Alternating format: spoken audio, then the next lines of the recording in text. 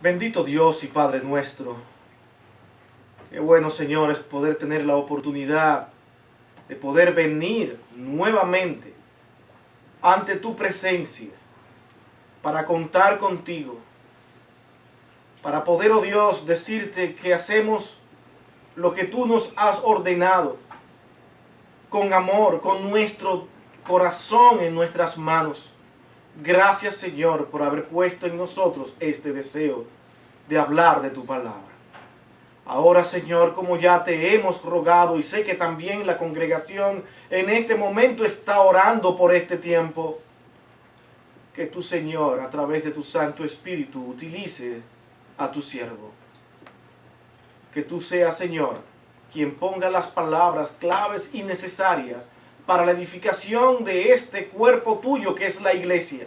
Los que están aquí presentes y otros que nos escucharán en otros lugares de este mundo.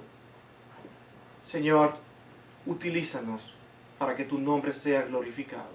Tú sabes, Señor, que no nos consideramos suficientes, pero contamos contigo y esto nos hace suficiente.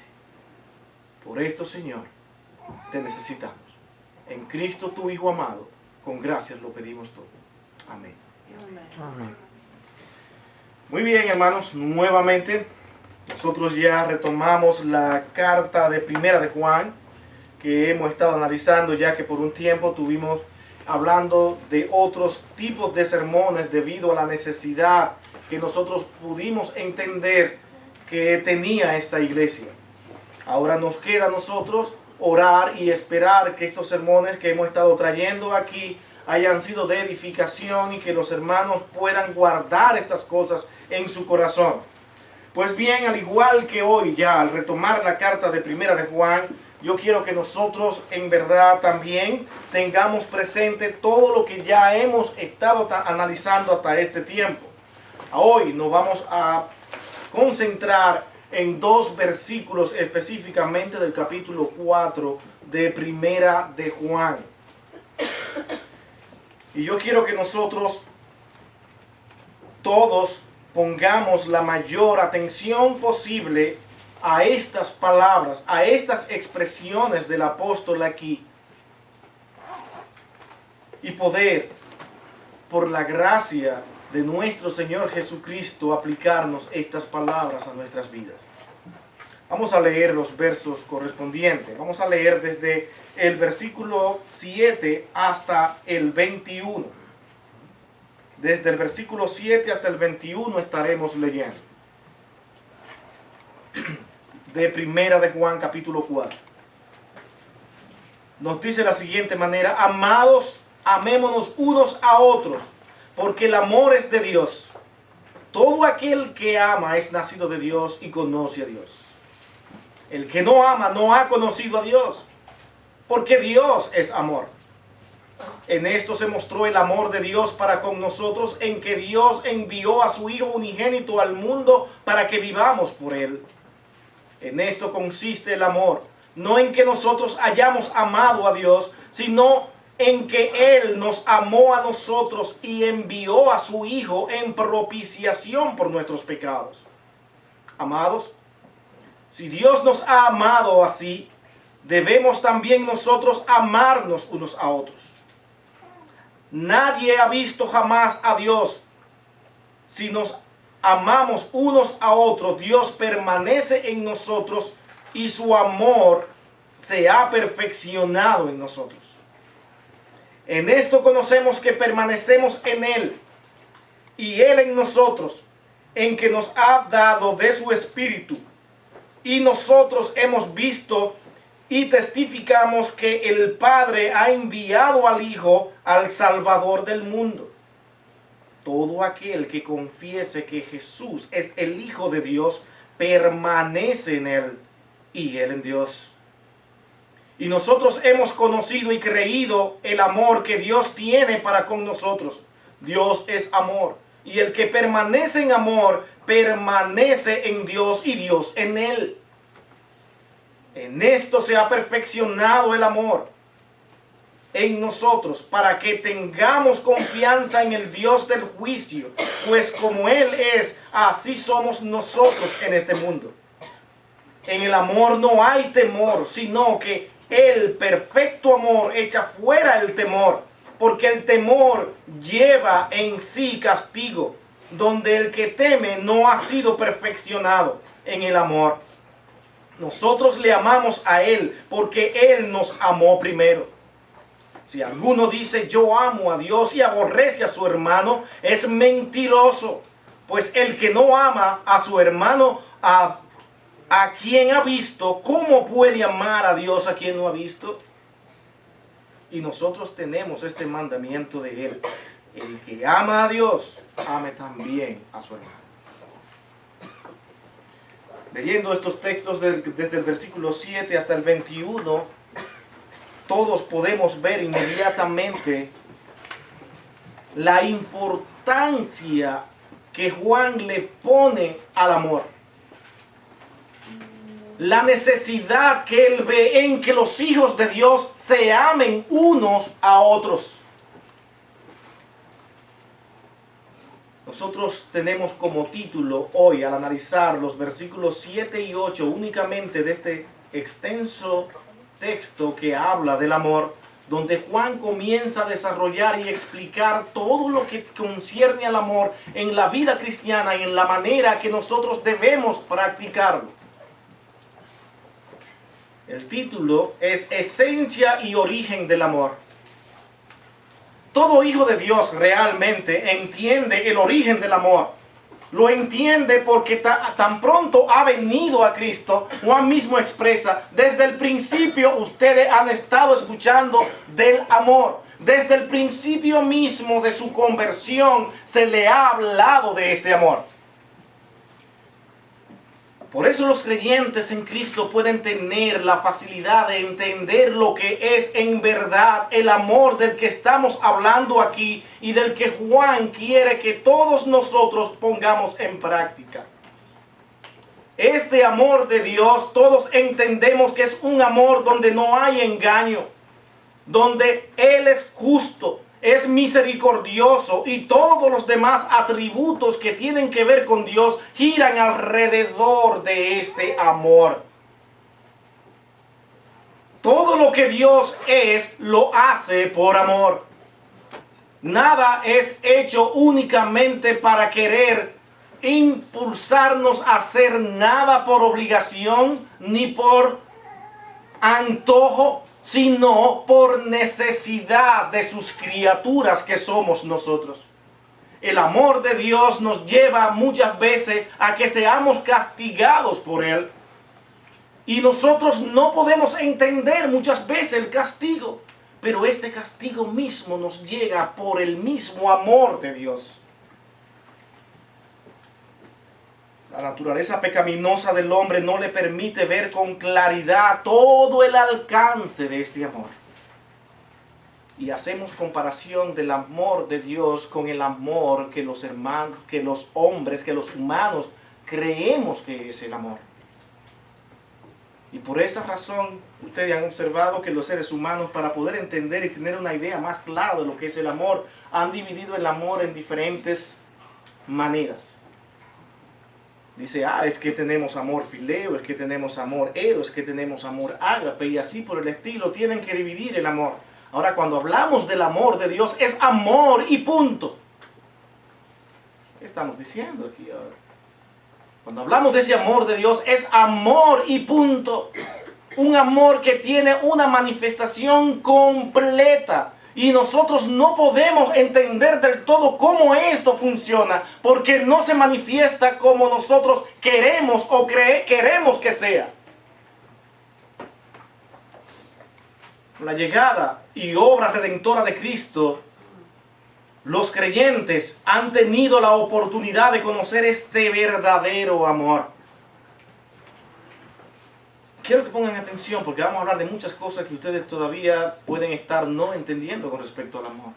Y ese es el propósito de Juan aquí. Que nosotros entendamos lo que es el amor y el amor que tenemos nosotros ahora por ser hijos de Dios. Nos pareceremos al mundo ¿Actuaremos como ellos o actuaremos como Dios es en esencia? ¿Pondremos en práctica ese mismo amor que Dios ha depositado en cada uno de nosotros?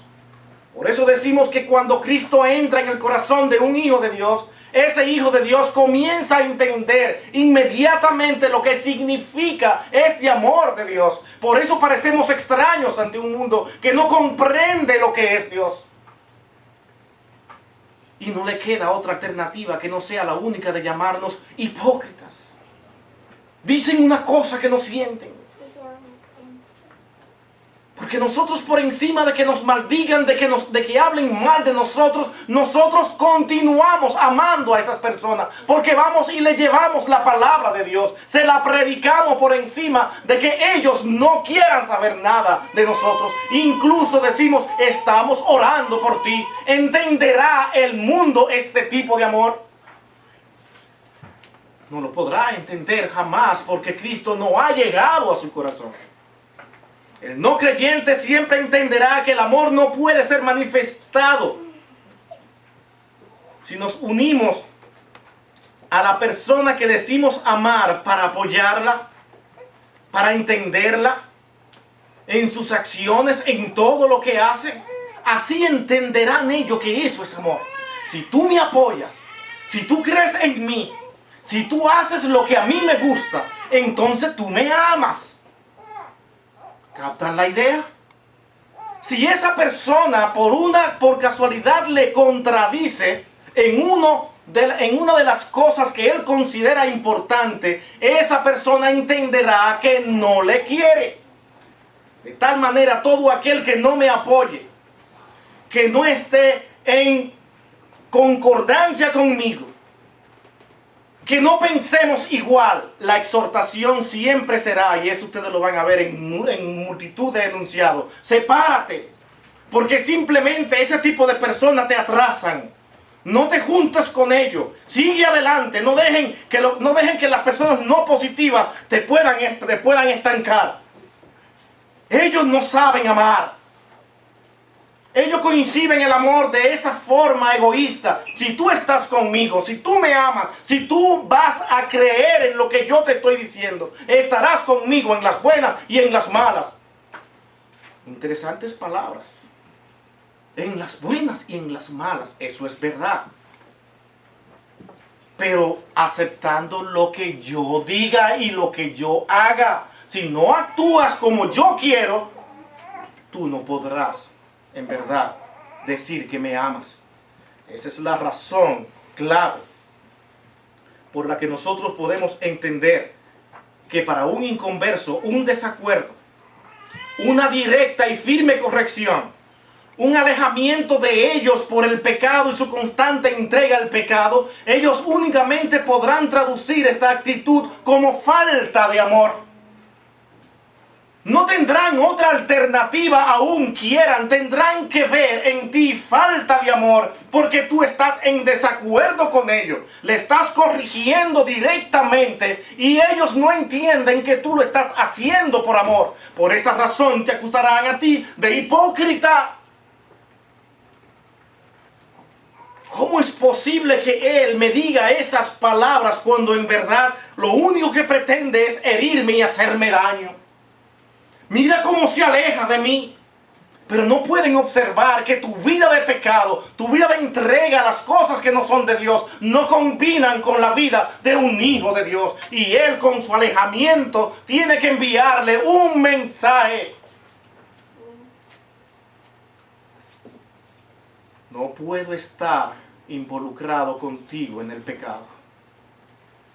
Te amaré, te diré lo que tienes que hacer, pero no podré estar contigo. Ese es el tipo de divisiones al que se refiere la Escritura cuando el mismo Cristo dijo: yo he venido a traer divisiones. Porque tan pronto usted profese todo lo que es Cristo y actúe como Cristo, los demás, familiares, amigos, todos se te alejarán. Y tú llorarás y sufrirás al ver el alejamiento de personas que tú amas. Y ellos únicamente podrán decir, ahora le han enseñado en esa iglesia a apartarse de nosotros.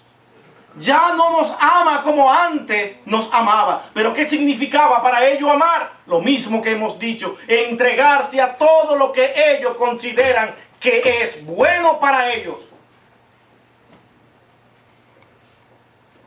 ¿Podrá tener comunión la luz con las tinieblas? ¿Podremos nosotros ajustarnos a todos los procedimientos de un incrédulo para decir yo te amo?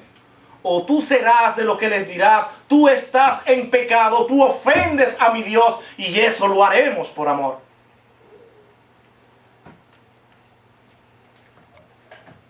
Ahora bien, es interesante observar cómo el apóstol Juan, después de haber tocado el tema del amor,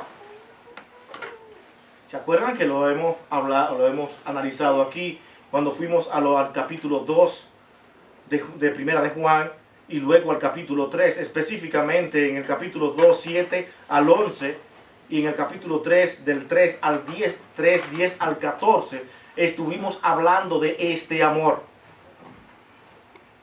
Ahora Juan vuelve a retomar este tema aquí del amor.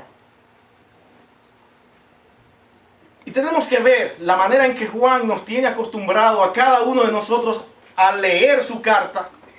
Que Juan toca un tema, dice cosas importantes de ese tema. Y luego, en su metodología, ya que él lo que hace es ahora ampliar más profundamente cuando vuelve a tocar ese tema nuevamente. Aquí toca el tema del amor. Y ahora comienza a ampliar sobre el significado de ese amor que nosotros debemos de tener. Podríamos nosotros intentar desarrollar estos versículos 7 al 21.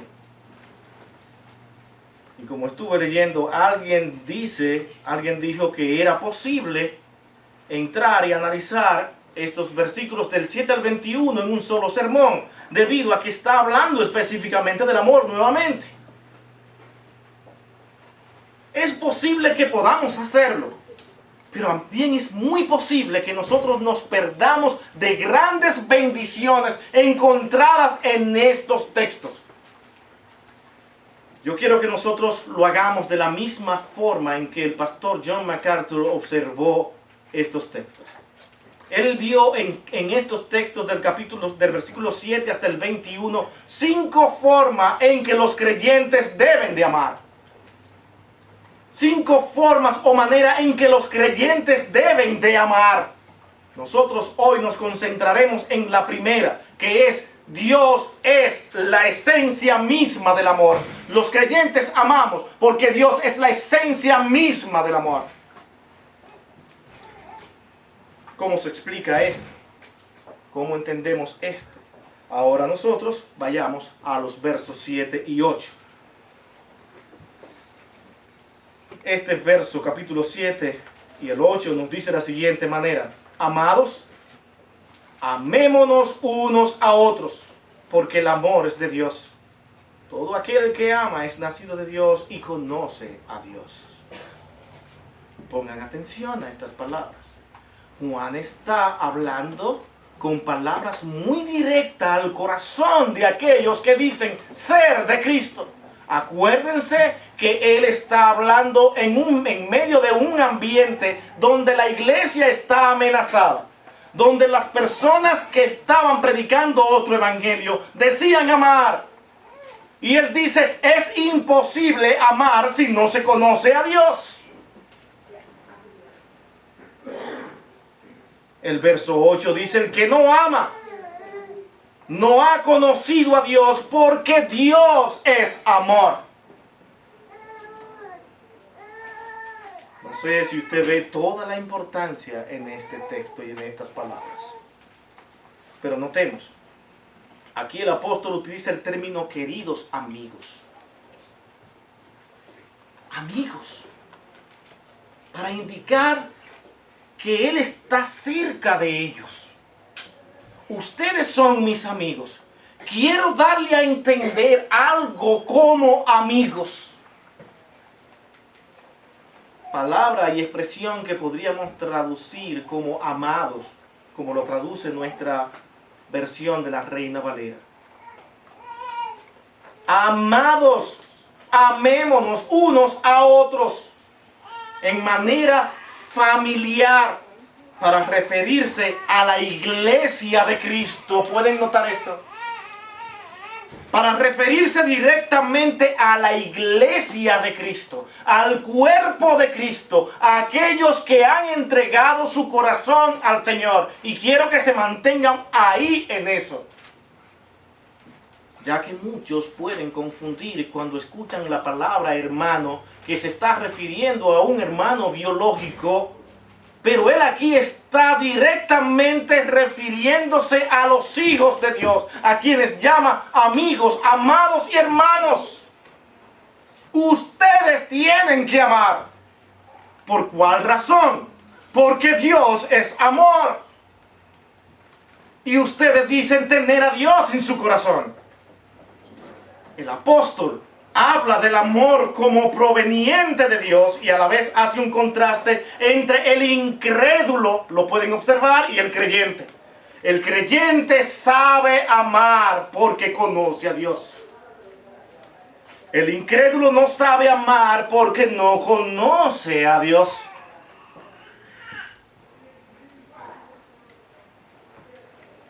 En el capítulo 2, versículo 29, hay un detalle importantísimo que todos los que dicen ser hijos de Dios deben tener presente.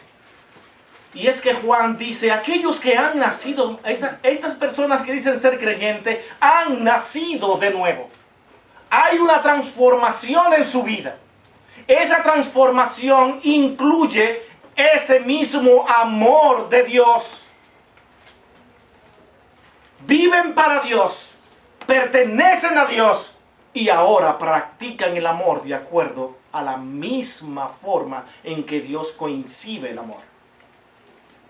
El 29 dice, si sabéis que el justo, que Él es justo, sabed también que todo el que hace justicia es nacido de Él, dice el texto. Un dato que yo considero importante aquí, que no podemos dejar pasar por alto en este sermón, es el siguiente, y quiero que nosotros lo tengamos de una vez claro y por todo. No sé de cuántas cosas me podrán muchos acusar con lo que vamos a decir, pero mi hermano, aquí en estas palabras de Juan, expresadas tanto en este texto como a través de toda su primera carta, él está hablando de la importancia de tener en cuenta que él está hablando a personas creyentes. ¿Pueden ver eso? Él está hablando a personas creyentes, a usted como hijo de Dios. Él no está pensando en el incrédulo aquí en esta ocasión. Él está pensando en usted. Y usted tiene que practicar ese amor. Miembros del cuerpo de Cristo, a los cuales llama amados en término familiar, con la implicación de llamarlo luego hermanos por ser hechos hijos de Dios a través de Cristo. Toda esta primera carta de Primera de Juan hace alusión a la actitud del creyente, a la actitud que usted debe tener como hijo de Dios, y los llama hermanos, en oposición a las actitudes del inconverso, que está fomentada por la vanidad y la arrogancia y el egoísmo. Y desde ese punto de vista, desde esa plataforma, ellos entienden lo que es el amor. Es un contraste que él hace y que debe ser tenido en cuenta. No, el incrédulo nunca podrá amar como ama un hijo de Dios. Nunca tendrá tan cerca la realidad de lo que significa amor. No la podrá entender porque él es egoísta. controlado por el pecado, ama el pecado, defiende el pecado y practica el pecado. El Hijo de Dios no practica el pecado, vive para amar.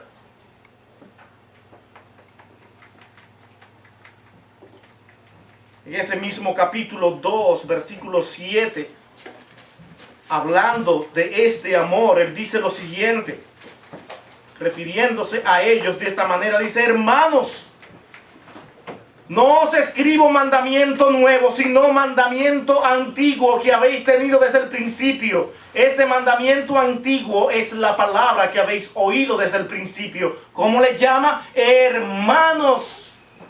Y habla de un mandamiento. De un mandamiento que no es nuevo, pero a la vez le llama nuevo. ¿Por qué razón? ¿Cómo explicamos nosotros esto? Les doy a conocer un mandamiento nuevo. Entonces nosotros vamos al Antiguo Testamento y encontramos que allí se le había ordenado a los hijos de Dios, al pueblo de Dios, amar. Tenían que amar por mandamiento de Dios, pero con una gran diferencia. Y aquí quiero que nosotros nos concentremos un poquito en esta parte. Notemos. Tenemos que recurrir para explicar esto rápidamente a lo que ha sido el plan de salvación de parte de Dios. La salvación dependía anteriormente, antes de Cristo llegar, del hombre. Dios tuvo que enseñar al hombre que ellos no podían salvarse por sí mismos. Los mandamientos, las ordenanzas, todo estaban ahí. Toda la santidad de Dios había sido expresada de lo que él, para enseñarle al pueblo lo que Él exigía de un hijo de Dios.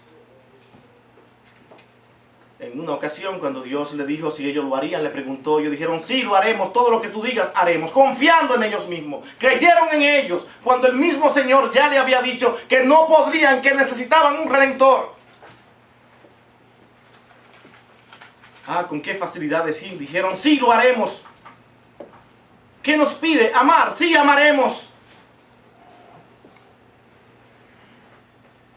¿Pudieron entregarse completamente ellos a ese amor de la manera que Dios lo exigía? No, no lo entendieron. Vivían discutiendo con Dios constantemente y peleando con Él, porque no entendían la magnitud y la amplitud del amor de Dios. En ese plan de salvación y de redención tuvo que venir Cristo. Al venir Cristo, justifica al hombre sin que sea justo,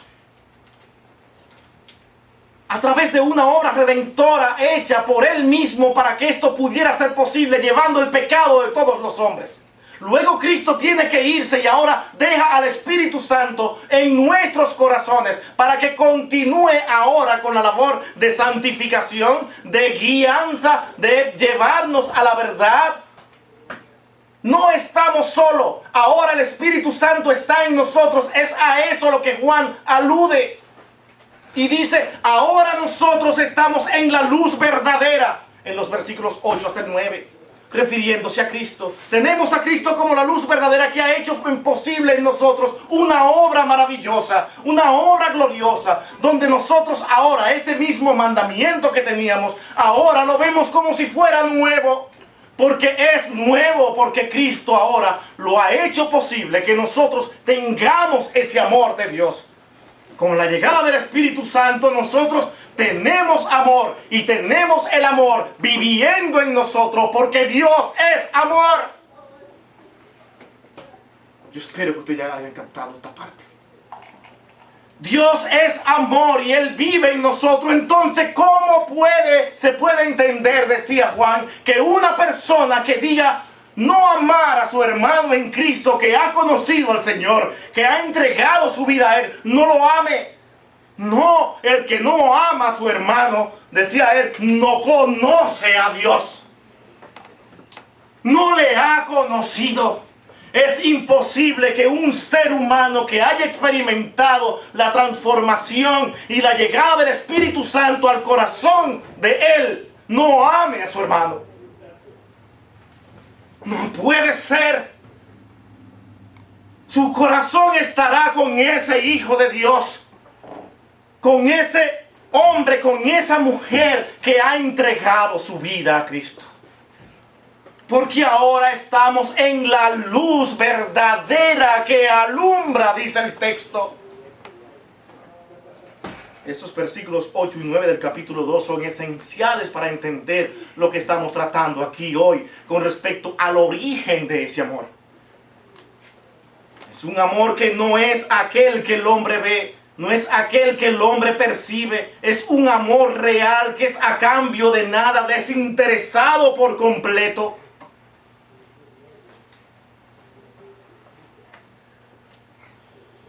Cuando vamos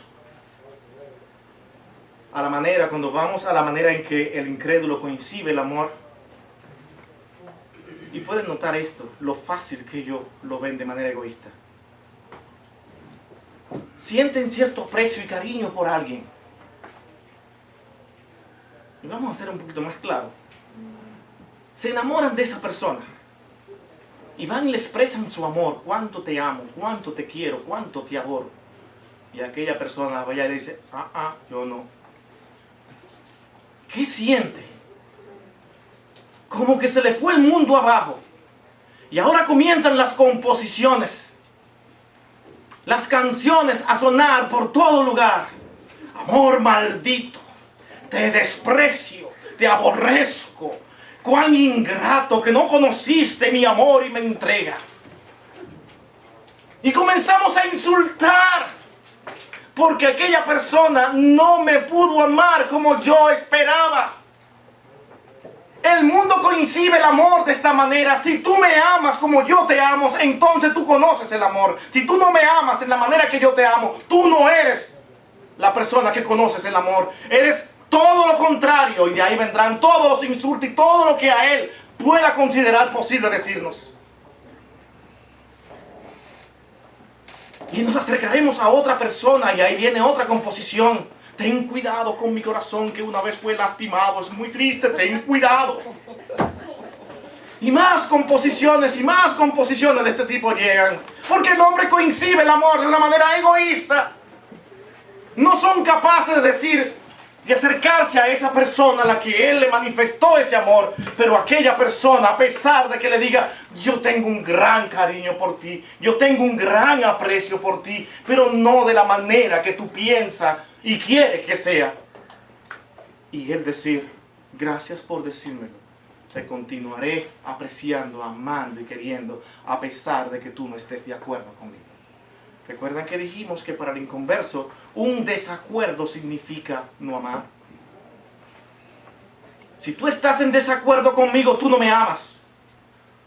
Para que yo pueda entender lo que es amor, tú tienes que estar 100% de acuerdo conmigo.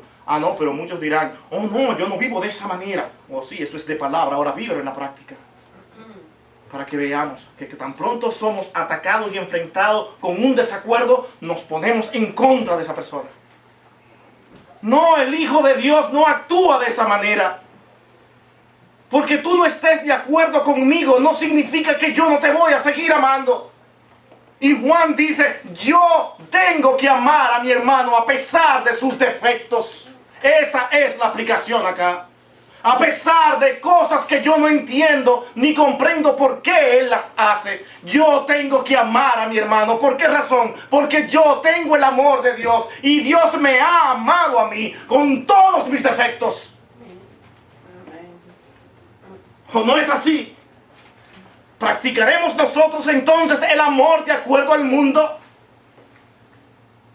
No, un hijo de Dios no amará nunca de esta manera porque él tiene el amor de Dios viviendo en su corazón.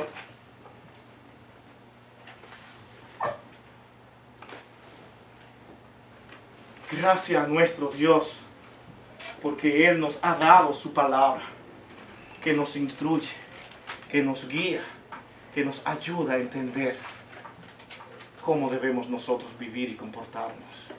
Mi hermanos, aquí no estamos perdiendo el tiempo. Aquí no queremos venir a entretenerle. Aquí queremos decirle cosas que tienen que ver con su corazón, con su alma, con su vida.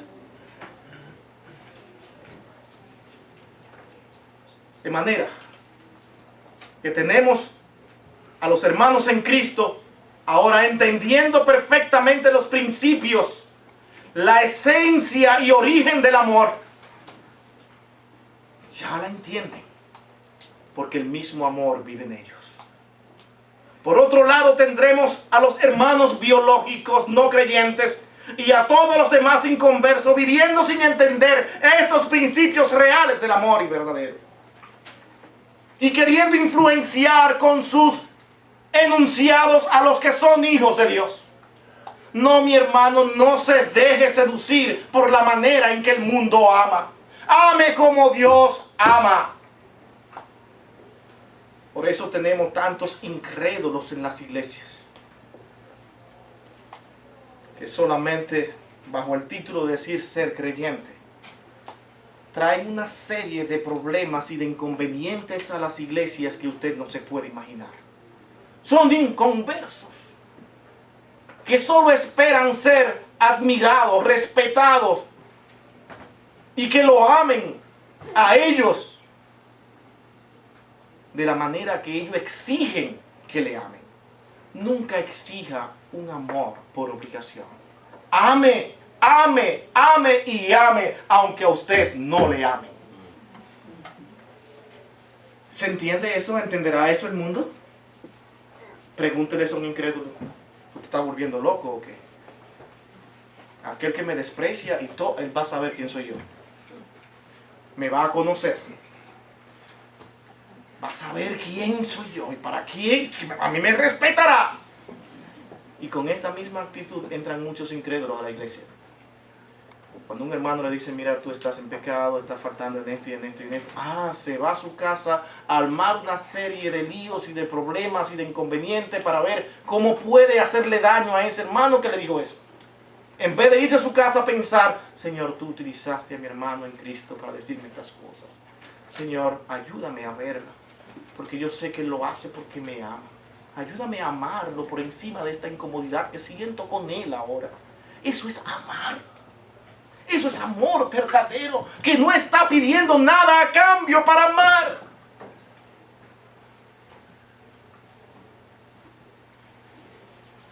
Yo como que veo que me están entendiendo y eso para mí es importante aquí.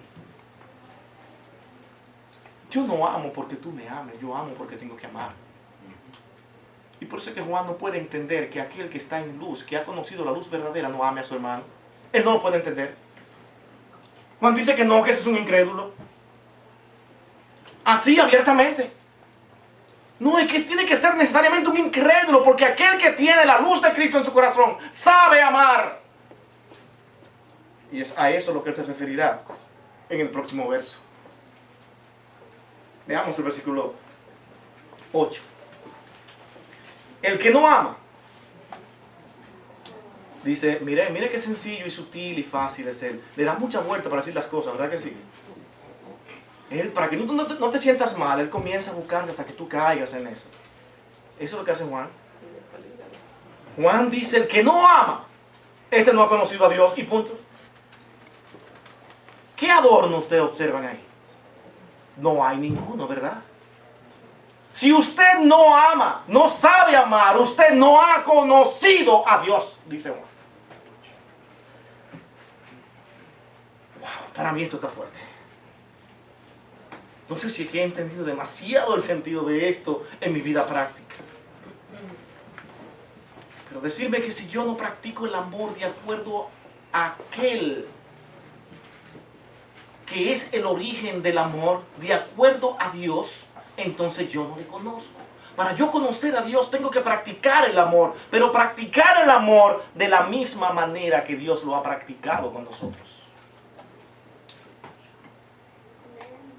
¿Qué hizo Dios por nosotros?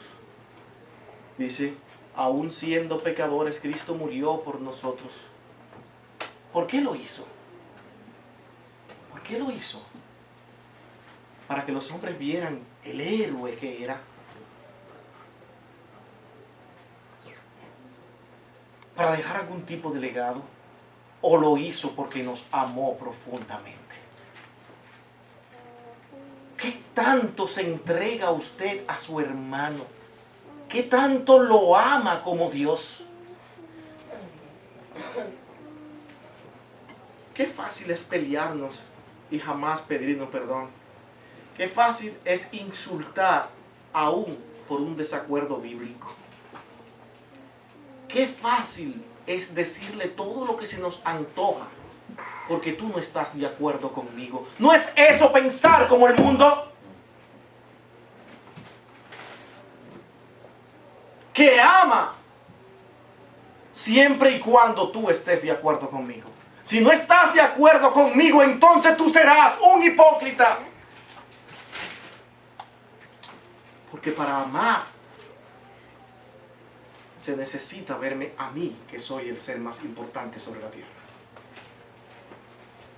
No, ese no es el amor de Dios. Por eso dice el texto, el que no ama no ha conocido a Dios. ¿Por qué razón? Por estas simples palabras.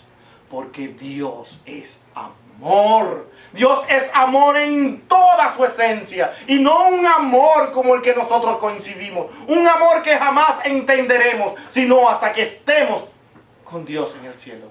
Pero tan pronto conocemos al Señor, comenzamos a entender más claramente un amor que nunca habíamos practicado ni entendíamos. Hasta ahora el amor había sido egoísta, vanidoso, arrogante y exigiéndole a los demás amor. Y que lo hagan de acuerdo a lo que yo entiendo y creo.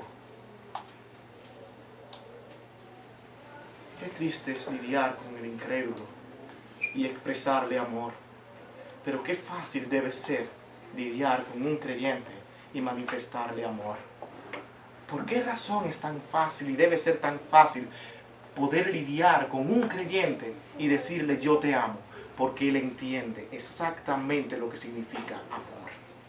De un creyente a otro creyente se entiende perfectamente de qué amor estamos hablando. Pero cuando usted manifieste amor de la manera en que Dios manifiesta amor, a un incrédulo jamás lo entenderá, y queremos insistir en eso.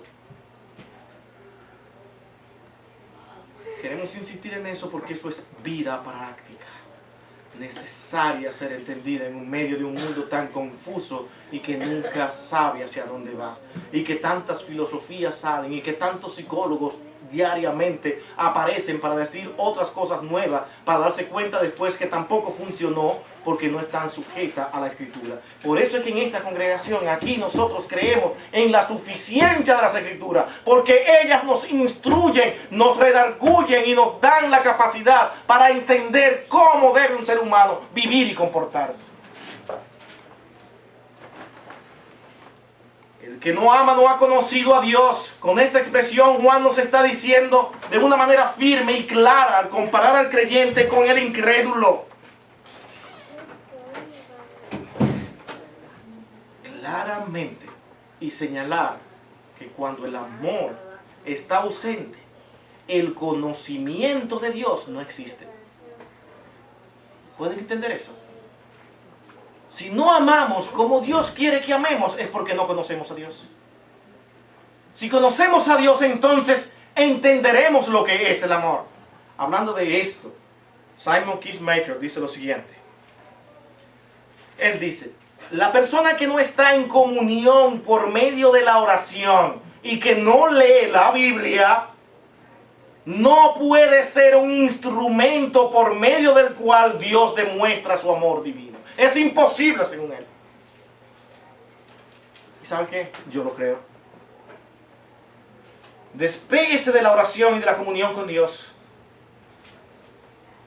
Despéguese de la palabra de Dios para escudriñarla, aún tenga que terminar cansado. Aún los bancos se le pongan muy fuerte y ya resulten ser duro y quiera pararse. Pero usted ahí quiere seguir estudiando y buscando de la palabra de Dios. A esa persona Dios le muestra su amor. Y cuando lo conoce, comienza a ver el mundo desde otra perspectiva. Comienza a ver diferente, a dar gracias a Dios por el cambio que Él ha hecho en su vida. Porque ahora, como dice el verso 29 del capítulo 2, es una persona nacida de nuevo. Glorioso es nuestro Dios, glorioso es nuestro Señor. Hermano, podemos de igual manera también decir que el incrédulo ni siquiera ha comenzado a conocer a Dios. Porque sin conocimiento de Dios, no hay amor.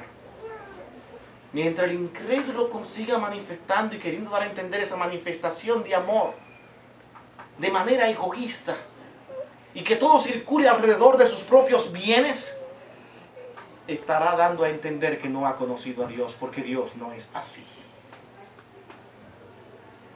Dios no es de esa manera. Hay congregaciones que tú entras y lo que te enseñan es exactamente el mismo concepto del amor del mundo.